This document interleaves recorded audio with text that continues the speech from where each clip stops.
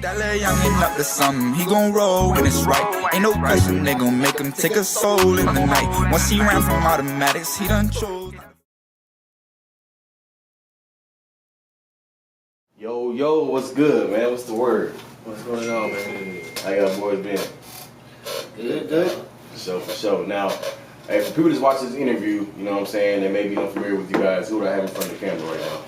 Man, Ruiz, man, actually from Louisiana, but reside right here, man, in Dallas, Texas, man. For sure. I got your boy Big Robert Roster from Dallas, Texas. For sure. I'm Brian Ruiz from San Antonio, Texas with Powerhouse Exotics. For sure. Now, you guys breed dogs. Yeah. Okay, now, what got you guys into starting to breed the dogs in the first place? What got you guys motivated by it? Man, actually, man, I come from the game dog lane.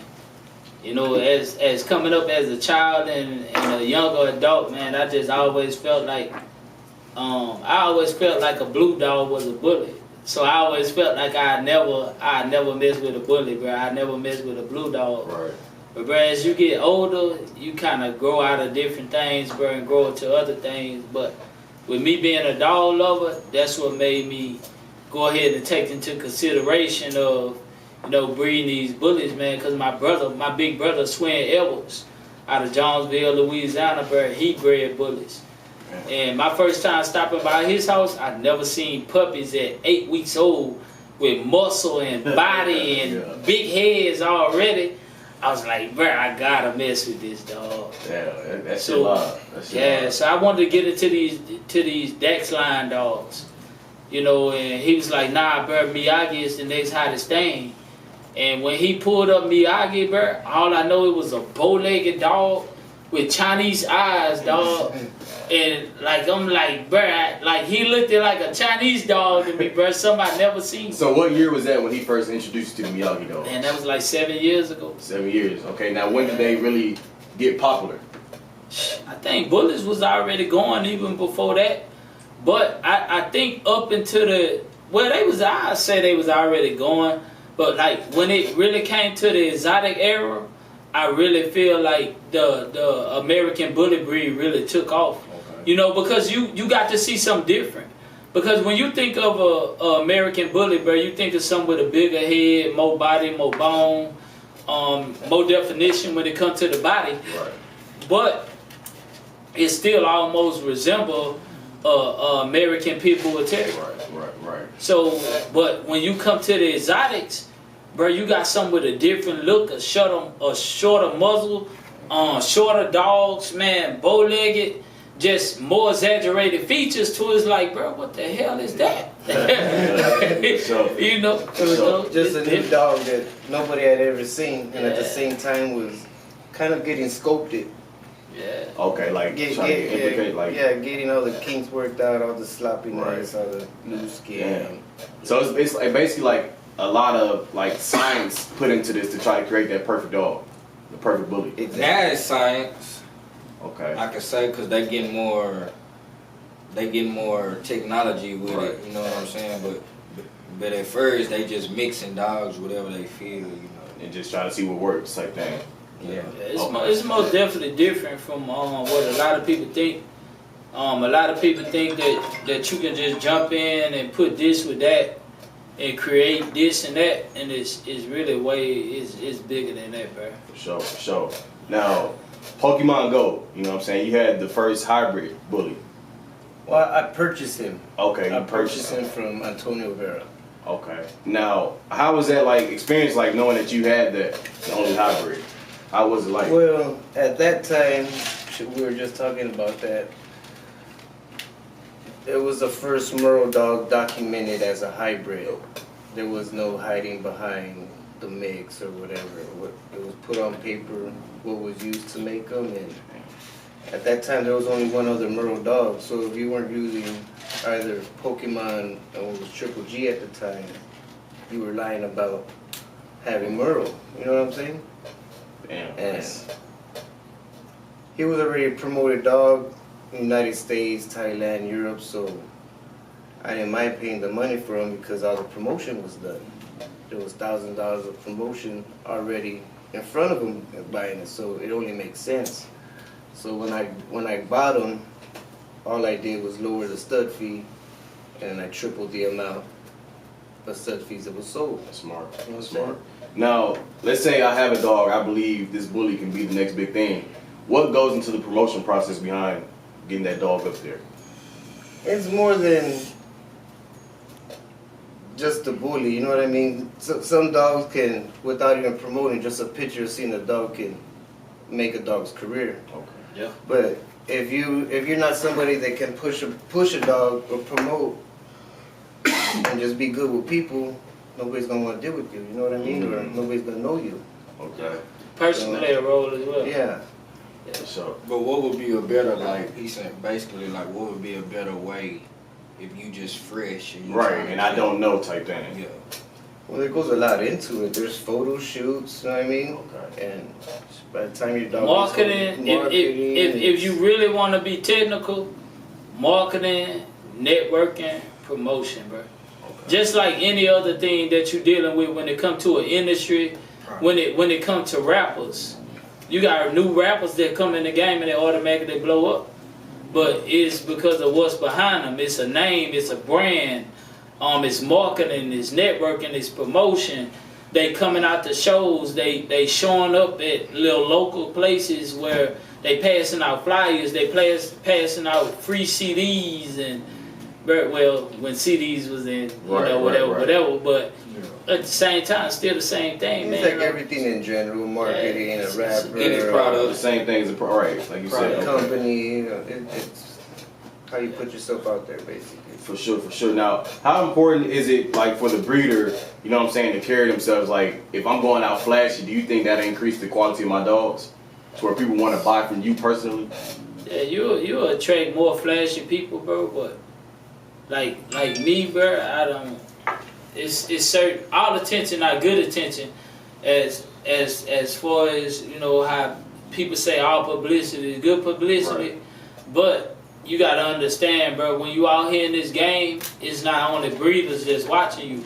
So you gotta move a certain way as well, bro. You know, flashy can get you out to a certain type of customer, bro. Because when people see that you spend money on dogs, or you spend money on this, you spend money on that, you can attract other people that don't mind spending that type of money.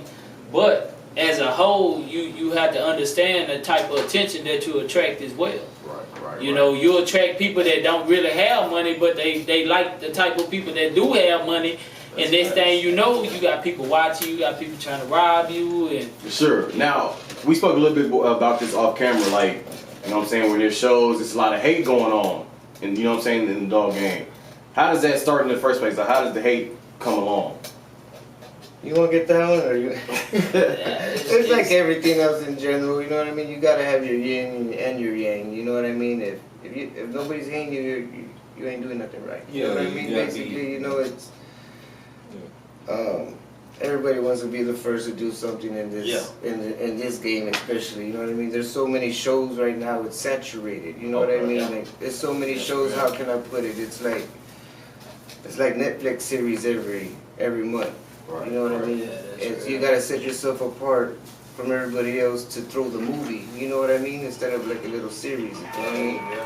For sure. everybody want to have the best trophies, bro. Everybody want to have the most people.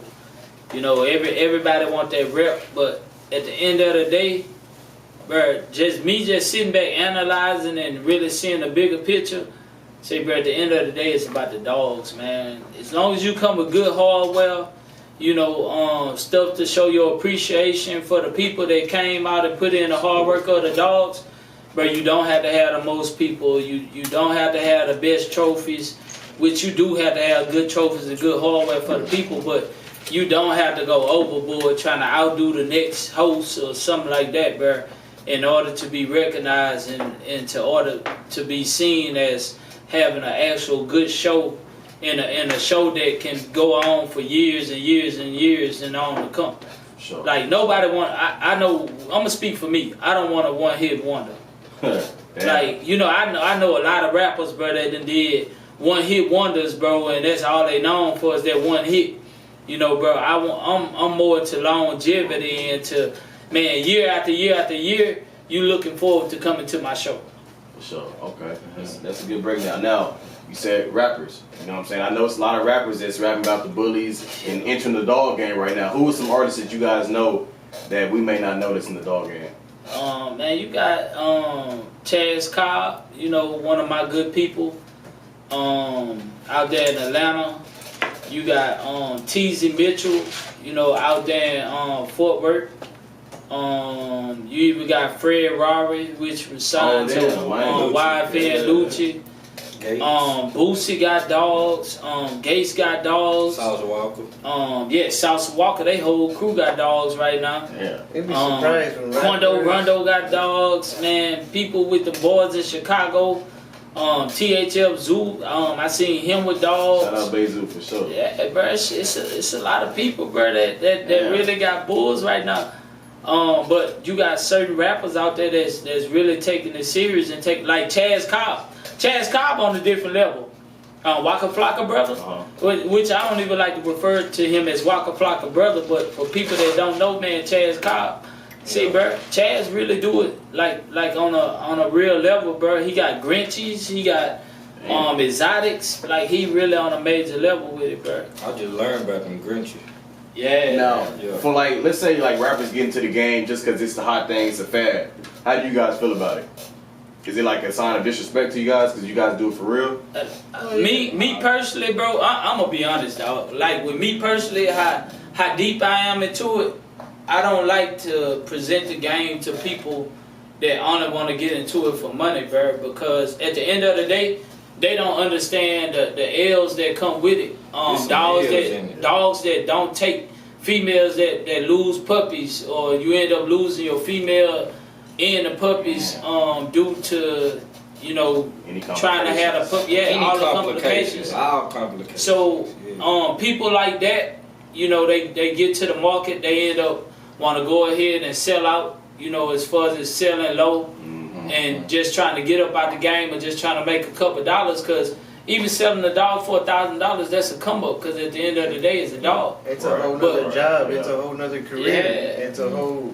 Just me personally, bro, I rather introduce the game to people that look at these games as animals and pets.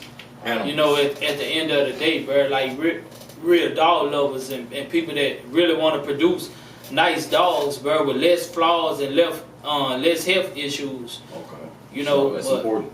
Yeah, but other than that, you know, if a rapper, celebrity, or anything wanted to get in the game, as far as it's better than pushing us forward. I'm not even just gonna say better than the breed, because we all know these dogs mixed at the end of the day, so you can't just say, oh, I'm here to better the breed. But, you know, to push the breed forward, you know, as a whole, bro, for us to move forward with longevity for the next 5 to 10 years and move strong and up the net worth of the game, then, man, I'm all for it, bro. For sure. Now, I don't want to get too much into the numbers, but if you guys could tell us, like, how much could a dog range from? Like, what's the highest range you've seen a dog go for? He just said, like he said, if you just if you just want to get a dog and you just start, like, if you get a dog, you can sell your puppies for $1,000. Your dog might have 6 to 10 puppies. You know what I'm saying? You sell, that's just at the low, but you got some people that's selling dogs for $100,000 a dog. What makes the price of the dog increase though? I ain't gonna lie, bro. Promotion. Everything plays a role, bro. It depends what you. It's you as a human being. Who are you? Okay. That's like a resume type of thing. Your resume, promo, like you could be doing other things before you got into the dog game. Yeah. And that can pour over into if you got into the dog career. You know what I'm saying? Okay, such as like Sauce Walker. If he come to the game, people be like, I want to buy a dog because it's Sauce Walker. Yeah. Okay, for sure. Not even just if you a rapper. Like, it's a lot of things to be sold and products, and people push their product and they may grasp this dog game and then they push that just like any other product. Marketing and promotion, for sure. Yeah. Now, Young and up to something, he gon' roll when it's right. Ain't no question they gon' make him take a soul in the night. Once he ran from automatics, he done chose not to fight. We gon'